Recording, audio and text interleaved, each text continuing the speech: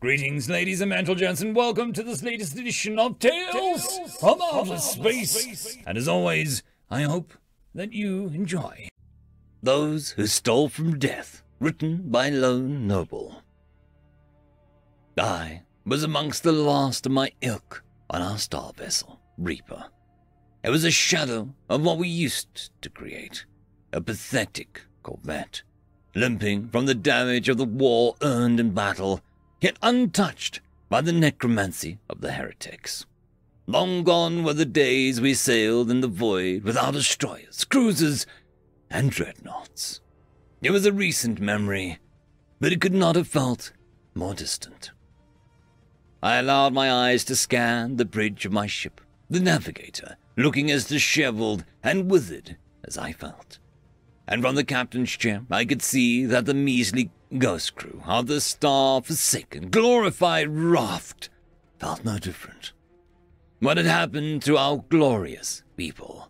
They strayed. No longer did they remember the old ways, and those who refused to stray from the path were branded cultists.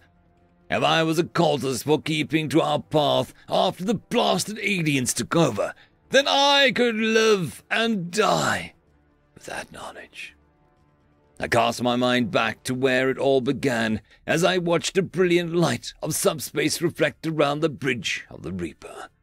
We had encountered a new species, and as we always do, we encouraged them to join us, extended a hand of welcome to them, with our only requirement the same as ever, adapting to our ways and abandoning any sacrilege.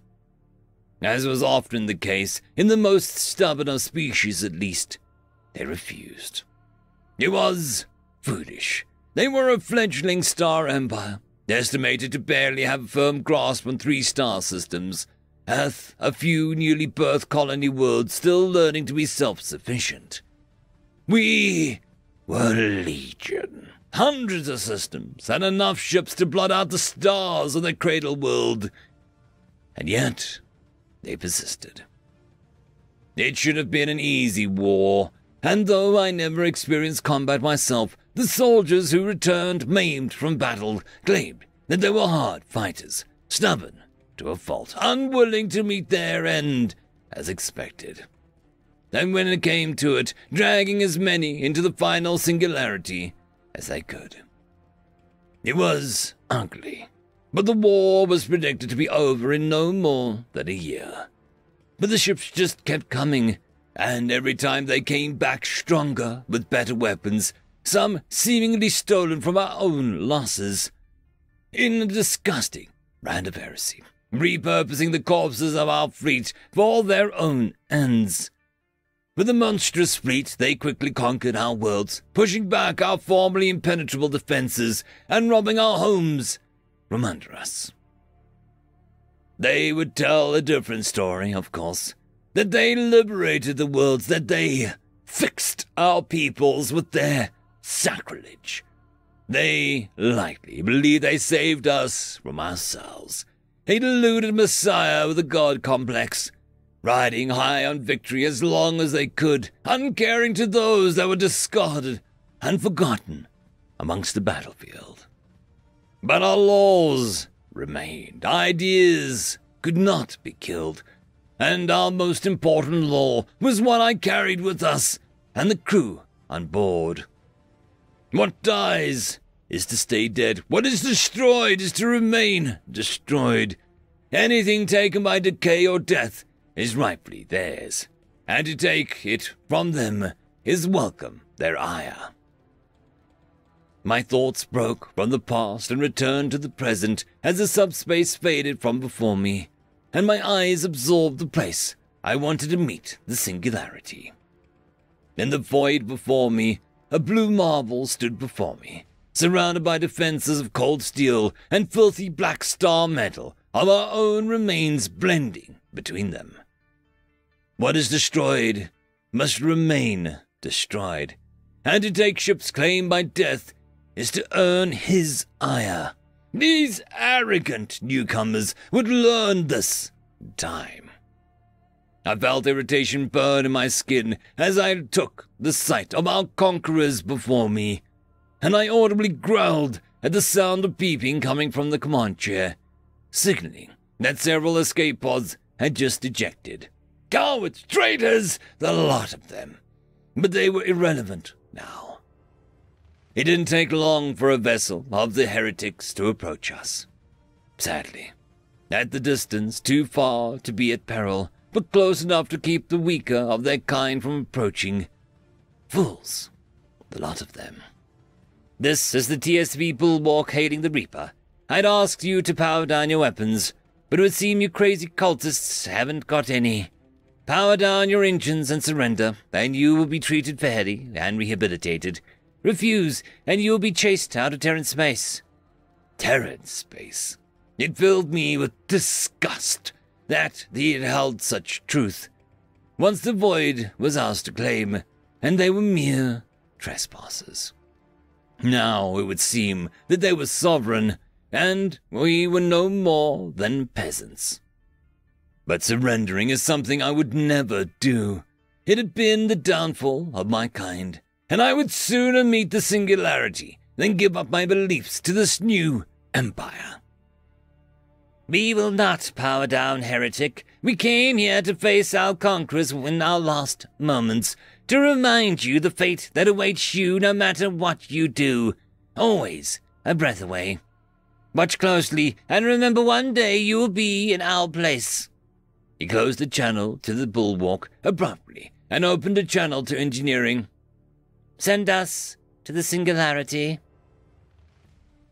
I watched as the damn idiots overloaded the safe space core of the Reaper and didn't break eye contact as I watched the crew who hadn't ejected met with a cold embrace of death.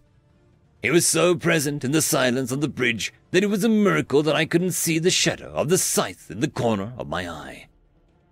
Damned fools! Never know when to give up. At least the smart ones are still on their worlds. Get the occupants of those escape pods into custody and send us back to the Tartarus station for drop-off. These idiots are too dangerous to be dropped on an unsuspecting colony this soon. I stood up abruptly and strolled out of the bridge, headed towards the captain's cabin. Inside, my facade of the controlled steady captain broke, and I collapsed into the chair. Today was far too much for me.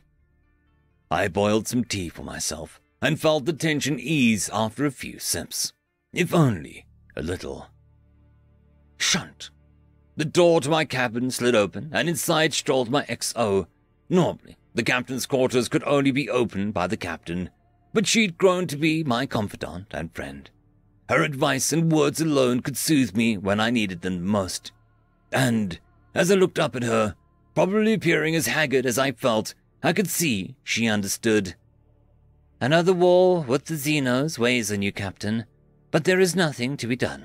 It wasn't what anyone wanted, and we didn't have a real choice. What were we supposed to do?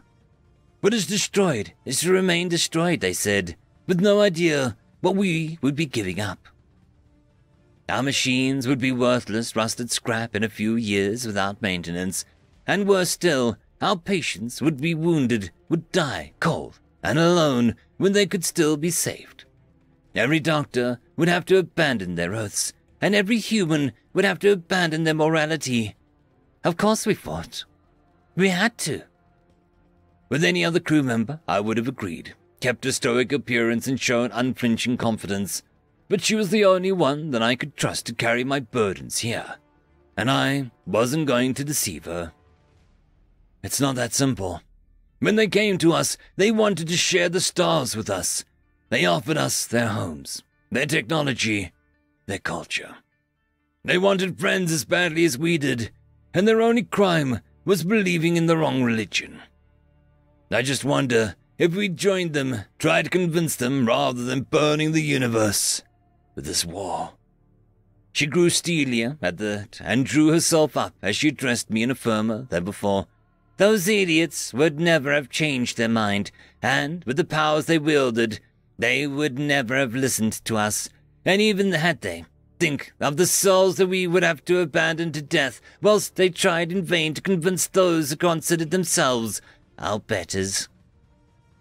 This war was a test of ideas on a grand scale. They believed nothing could be reclaimed or restored, that you could not fight death. We disagreed. They left empty husks of ships, let their wounded die, and executed those in too much pain to continue. And in return, the universe punished them by allowing us to crush that idea. We decided to create and heal, maintain. We kept our ships at our best, never let a soldier die alone, bleeding, if we were in a position to help. We left no man behind and spared no resource, ours or theirs. When all was said and done, the universe favored us, and for all of our faults, this is the one thing that we were unquestionably right about. I felt my heart sink at her words. She was right, and I hated that she was right. The war had taken lives on all sides, been a meat grinder of pain and misery. True to her words, they left the fallen where they lay, whilst we crawled into the mess of carnage and raised our own back up. They had more, but we kept our few fighting, both with our calls and with our tools. That didn't mean that I had to like it.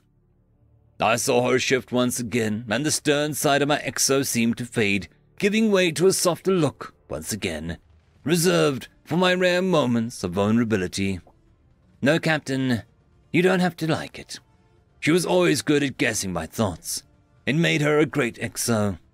War is hell, and we shouldn't forget it, and the sacrifices and the cost of this conflict. But that doesn't mean that it wasn't worth it. I nodded at that. Perhaps she had a point, and after a sip of my tea, I looked up to see her hand offered to me. I pulled myself up and pulled myself together, feeling the confidence of my role returned to me. She grinned. That's it, Captain. The Bullwalkers are estimated to be at Tartarus in roughly 2 hours for prisoner transfer. After that, we go back to defending our worlds, as we always have, after all. She reached out her arm once again, resting it lightly on my shoulder, grin never dropping. We have far more people to defend now. They have much to learn about medicine and the cycle of life and death, decay and rebirth. Best we keep the pale horse and its rider from them, as we do our own, until they can face him off as we did, as we always will do. End of story. The algorithm reckons you should be watching this video next, and I recommend that you should be always watching my video. So, clickety-click with energy! And yes, clicking that does help the channel. Thank you very much. I just want to give a quick thanks to the Tier 5 patrons and channel members. Alithia, Barky, Fudic Yol, Cam Maxwell, Caspar Onholtz, White Band 420, Lord Azrakal, Arcadian, and Oakfield.